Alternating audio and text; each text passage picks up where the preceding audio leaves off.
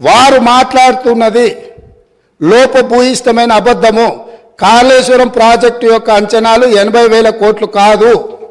లోన్లే 97,449 కోట్ల రూపాయలు ఆల్రెడీ లోన్లు మంజూరు తెచ్చుకున్నారు. రాష్ట్ర ప్రభుత్వం ఖర్చు పెట్టింది. మొత్తానికి వీళ్ళు వేసి అంచనా లెక్కలేస్తే అది ఎక్కడికో వెళ్తుంది. అదొకటి అధ్యక్ష.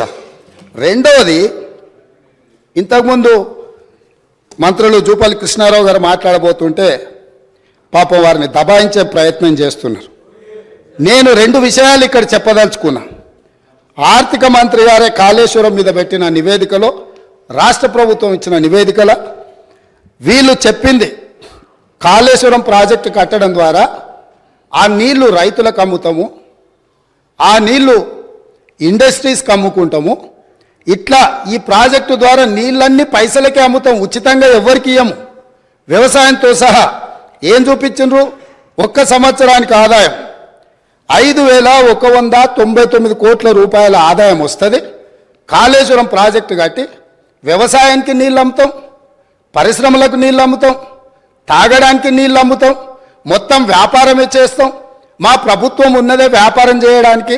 మా ప్రభుత్వం సేవ చేయదు, మా ప్రభుత్వం ప్రజలకు సహాయం చేయదు, వ్యాపారం చేస్తాము.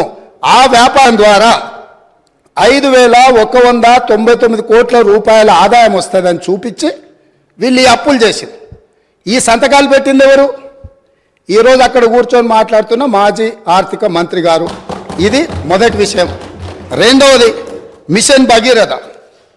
మిషన్ భగీరథ మీద కూడా ఈరోజు మేము ఇంటింటికి నల్లాలు ఇచ్చినాం. అసలు మీరు పుట్టినప్పుడు ఇటు ఉన్నోళ్ళని అందరిని అడుగుతున్నా, వారిని కూడా అడుగుతున్నా. 2014 కంటే ముందు మన మంచినీళ్ళు తాగలేదా అధ్యక్ష? మన గ్రామాలలో నల్లాలు లేవా? మన గ్రామాలలో నీళ్ళ ట్యాంకులు లేవా?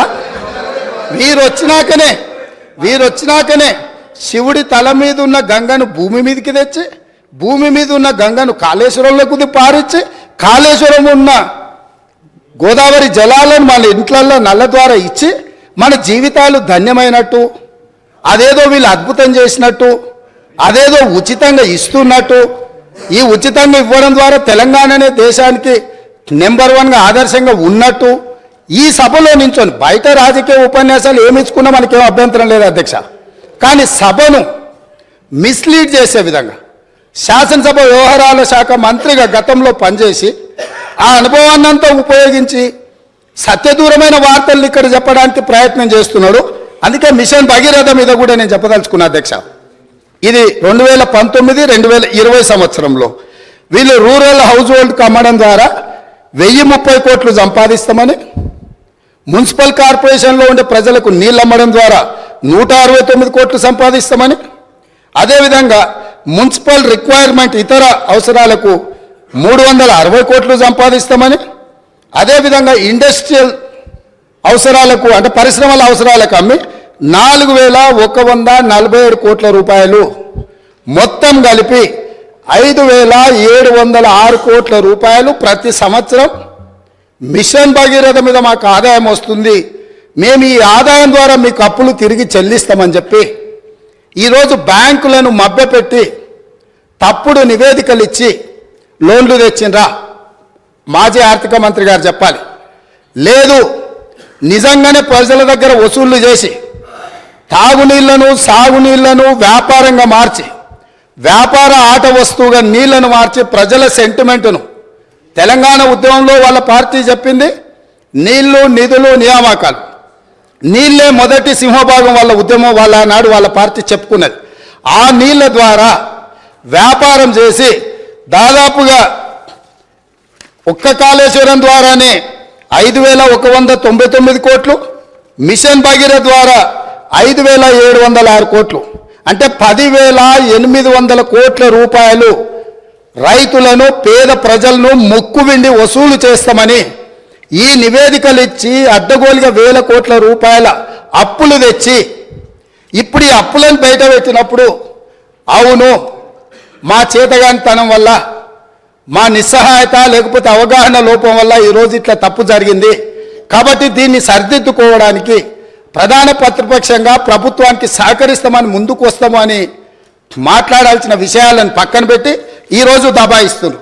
ఇంకొకటి అధ్యక్ష, ఇంతకుముందే వారు మాట్లాడుతూ తెలంగాణ టీఎస్ఐఐసి ద్వారా ఏవైతే లోన్లు ఉన్నాయో వాళ్ళే కట్టుకుంటారు, మాకేం సంబంధం లేదు అని, అసలు మేము కట్టాల్సిన పనే లేదని మాజీ ఆర్థిక మంత్రి గారు ఇదే సభలో అక్కడి నుంచొని చెప్పింది. వారు ప్రవేశపెట్టిన నివేదిక అధ్యక్ష, ఇది నేను ఎక్కడి నుంచి తీసుకురాలే. 31 జనవరి 2023 టీఎస్ఐఐసి హడ్కో లోన్లకు వీటన్నిటికీ మేము గ్యారంటీ ఇచ్చి మేము కడతామని చెప్పి వాళ్ళు ఇచ్చిన నివేదిక.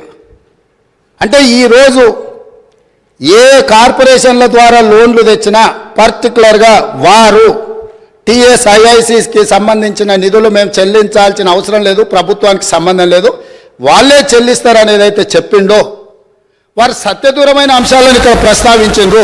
కాబట్టి ఈరోజు వారిచ్చిన నివేదికనే ఇతరులు ఎవరో ప్రవేశపెట్టిండ్రు, వారికి సంబంధం లేదు, వారు చూడలేదు, వారికి అవగాహన లేదు అని అంటే మనకెవరికి అభ్యంతరం లేదు. కానీ వారిచ్చిన నివేదికనే తప్పుదోవ పట్టించి ఈరోజు వారు లేదు నేను మాట్లాడిందంతా గతంలో చెప్పింది ఒక రకము, ఇప్పుడు చెప్తున్నది ఇంకొక రకం అని చెప్పి వారు మాట్లాడే ప్రయత్నం చేస్తారు. అదేవిధంగా వారు చాలా అద్భుతమైన బడ్జెట్ను ప్రవేశపెట్టినాం, మా అద్భుతమంతా చూసి దేశమంతా మమ్మల్ని ఏమంటారు మమ్మల్ని అనుకరించాలి, అంత అద్భుతమని 2015-16 కాగ్ నివేదిక ఏమన్నది అధ్యక్ష? వారి దగ్గర వారు ఆర్థిక మంత్రిగా పనిచేసి వారి దగ్గర వివరాలు లేవా? దాంట్లో ఏం చెప్పిండ్రు? వీళ్ళు కాగ్ నివేదిక ప్రకారం ఆఫ్ బడ్జెట్ అంటే బడ్జెట్లో రాని అప్పులను తీసుకొచ్చి ఆదాయంగా చూపించి మొత్తం బ్యాంకులను ప్రభుత్వ వ్యవస్థలను తప్పుబట్టిండ్రు అని చెప్పి కాగ్ నివేదిక స్పష్టంగా ఈ రాష్ట్ర ప్రభుత్వాన్ని తప్పుబట్టింది. ఈ ప్రభుత్వం ఉద్దేశపూర్వకంగా ఆర్థిక సంస్థలన్నిటిని కూడా తప్పుదోవ పట్టించి అత్యధిక వడ్డీతో రుణాలు తీసుకొచ్చి ఈ రాష్ట్రాన్ని అప్పుల కూపంగా తయారు చేసిందని కాగ్ నివేదిక 2015-16లో ఇచ్చిన లేఖ అధ్యక్ష ఇది. అదేవిధంగా బడ్జెట్ తయారీలోనే లోపాలు ఉన్నాయని 2018-19లో అసలు మీరు తయారు చేస్తున్న బడ్జెట్లోనే లోపభూయిష్టంగా ఉన్నది, మీ విధానాన్ని మార్చుకోండి, మీ విధానాన్ని మార్చుకోవడం ద్వారా రాష్ట్రానికి మేలు జరుగుతుందని చెప్పి స్పష్టంగా కాగు మొట్టకాయలు వేసింది ఆనాటి ప్రభుత్వాన్ని. ఇన్ని రకాల వాస్తవాలు ఉన్నా వారికి ఉన్న అనుభవాన్ని అంతా కూడా వినియోగించి అబద్ధాలు చెప్పి ఈ సభను ఈ రాష్ట్ర ప్రజల్ని తప్పుదోవ పట్టించాలని అయితే ప్రయత్నం చేస్తుండ్రో ఇది శాసనసభ వ్యవహారాలు నిర్వహించే మా శ్రీధర్ బాబు గారికి సూచన చేస్తున్నా. సభను తప్పుదోవ పట్టించే విధంగా సభ్యులు ఎవరైనా మాట్లాడితే ఆధారాలు లేని వివరాలను అన్నిటిగా ఆధారాలుగా ఉన్నట్టుగా చిత్రీకరించి సభలో తప్పుడు సమాచారాన్ని ఒకవేళ ప్రవేశపెడితే శాసనసభ వ్యవహారాలలో ఏ రకమైన చర్యలు తీసుకోవాలనో వాటిని ఒక్కసారి పరిశీలించాల్సిందిగా తమరి ద్వారా వారికి నేను విజ్ఞప్తి చేస్తున్నా అధ్యక్ష. మదన్ మోహన్ గారు.